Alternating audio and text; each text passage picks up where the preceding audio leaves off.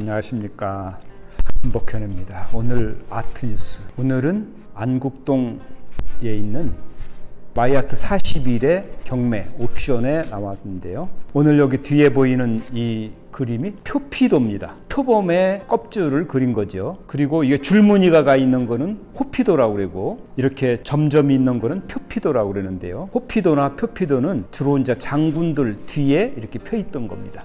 호랑이는 무관을 상징하기 때문에, 그리고 애군을 막는다는 의미도 있었습니다. 이건 아무나 치던 그런 병풍이 아닌데, 시작가가 5억이에요. 여러분들은 5억짜리 그림을 이렇게 유튜브에서 쉽게 이렇게 감상할 수 있는 거죠. 근데 이게 그 이상 더 올라갈 수도 있는 거죠. 그림은 제가 볼 적에 한 300년 정도 돼 보이네요. 아주 사실적으로 진짜 호랑이 껍질을 벗겨놓은 것처럼 굉장히 잘 그렸네요. 그리고 연결병풍으로 쫙 돼 있습니다. 근데 자세히 보면은 똑같지 않고 다 틀립니다. 이렇게 쫙 8폭짜리 연결병풍, 그리고 여기에 이제 매화 수하라고 되어 있는데 유정 사명대사 글씨입니다. 임진왜란 때에 승병장으로서 이렇게 활약하던 분이죠. 스님들 모아가지고 왜군들하고 열심히 싸워서 아주 혁혁한 공을 세운 분인데, 이분이 또 대단한 것이 임진왜란이 끝난 후에도 일본으로 건너가서요, 우리나라에 붙잡혀갔던 도공들 3,000명을 데리고 왔습니다. 임금도 할 수 없는 일을 한 거예요. 그때 일본에 가서 써준 글씨인데 일본 사람이 보관했다가 온 겁니다. 이게 400년이 넘은 글씨인데 이렇게 깨끗해요. 오덕나무 박스 안에서 일본에서 이렇게 보관을 잘했다가 400년 만에 돌아온 글씨입니다. 이게 시작가가 1억이네요. 여기 작은 도자기들이 있는데 이건 화장 용기입니다. 쬐끔해도요, 만들기가 어렵죠.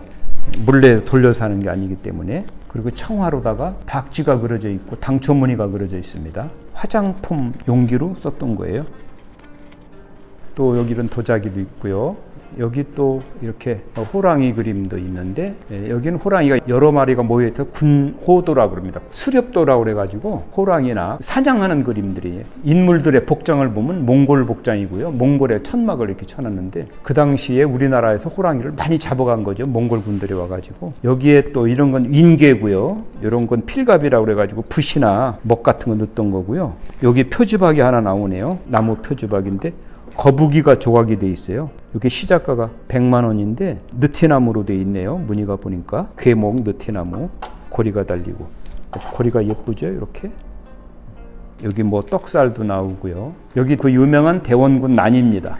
노근도라고 그래가지고 여기 뿌리까지 그렸어요. 근데 8폭 병풍이네요. 여기 이제 은으로 된 그릇들은, 요건 이제 구한말 때 이황가에서 만들었던 작품들. 이황가 여기 마크가 있습니다. 여기.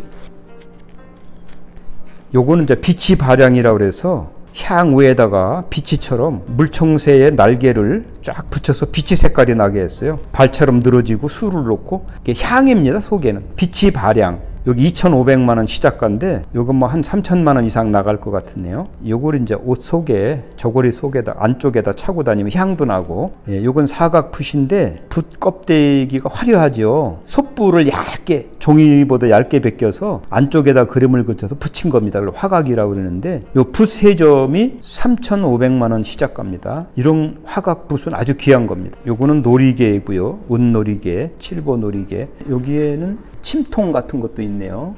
약통도 있고요. 이거는 그 청전 이상범 선생님의 가을 경치네요.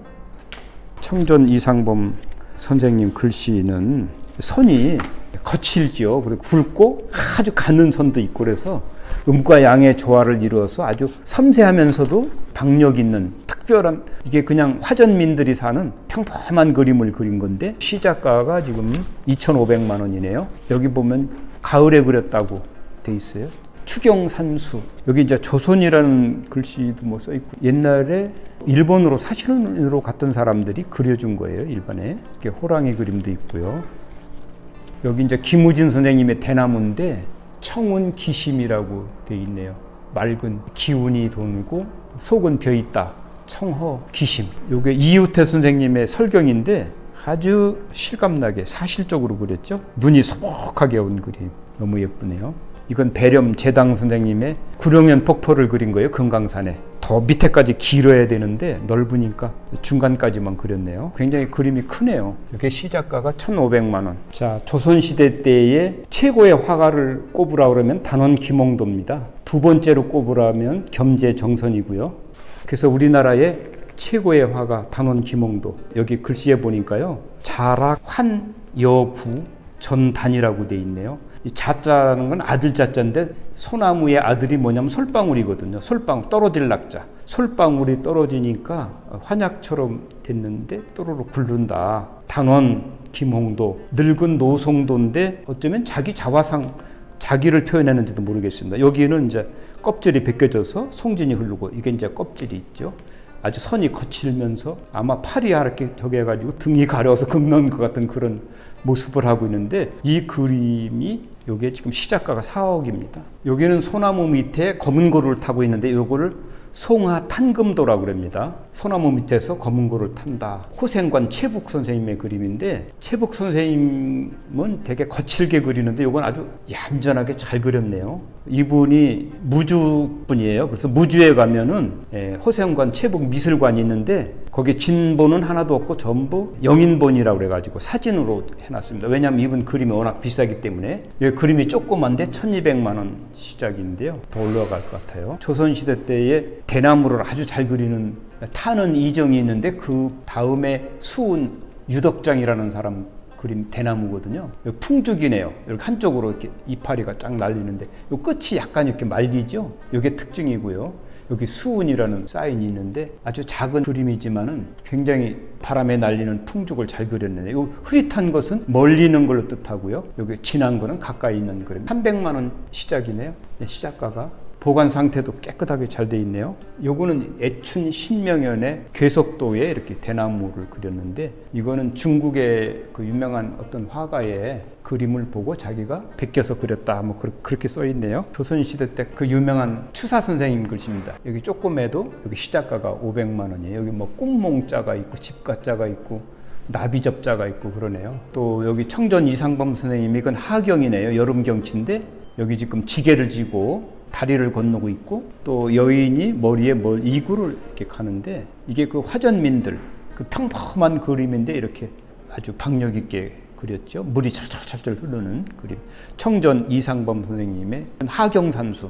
이건 소정 변관식 선생님의 그림이고요. 여기는 이제 민화 책가도인데 선비들이 좋아하는 물건들을 여기에 딱 그린 거예요. 책을 쌓아놓고 또 선비들 방에 있는 여러 가지 기물들을 여기다 쫙 그렸는데 여기에 보면은 이렇게 털이개처럼 생긴 요건 불자라고 그러고요. 요건 빗자루처럼 생긴 거는 갓을 터는 솔입니다. 갓솔. 여기 붓이 꽂아 있고요. 이렇게 필통에 고목으로 된 나무 토막에 필통을 만들어서 꽂았죠. 있고 여긴 공작 꼬리를 꽃병에 꽂은 거고요. 특별히 재밌는 것이 여기 화병을 갖다가 잉어처럼 했어요. 꽃을 꽂았죠. 사자 모양을 병에다가 꽃을 꽂았고 여기는 해태 모양에다가 꽃을 꽂았는데 여기에 배구선이라고 흰 깃털 부채가 나오네요. 제가 부채 도사니까 부채가 눈에 확 띄네요. 아주 부채가 잘 생겼네요. 여기는 단선. 여기도 보면은 꽃지가 보이죠. 요거는 한 200년 이상 된 그림이에요. 꽃 그림과 나비 그림을 그렸는데 여기는 화훼 촉충도라고 그러는데 초충도는 아니고 화접도 같아요. 초충하면 벌레들을 그렸어야 되는데 여치나 이런 거. 이 그림은 별자리를 그린 거래요. 우리는 첨성대가 세계 가장 오래된 천문대죠. 근데 이것도 세계에서 두 번째로 오래된 별자리를 그린 그림인데 여기 굉장히 섬세하게 별자리를 잘 그렸네요. 이제 여기에 겸재정선의 그림입니다. 가운데 보면 자국이 있죠. 이렇게 이게 접었던 자국인데 책 속에 화첩 하나 있었기 때문에 이게 지금 시작가가 2억인데 여기는 금강산 비로봉이고요. 요 가운데 절은 정안사입니다. 저런 그림을 아마 비가 온 후에 그림 같아요. 여기 지금 구름이 가득하죠. 이 그림을 보니까 시 한 수가 떠오르네요. 비계인 비로봉 산허리 운무가 가득하구나.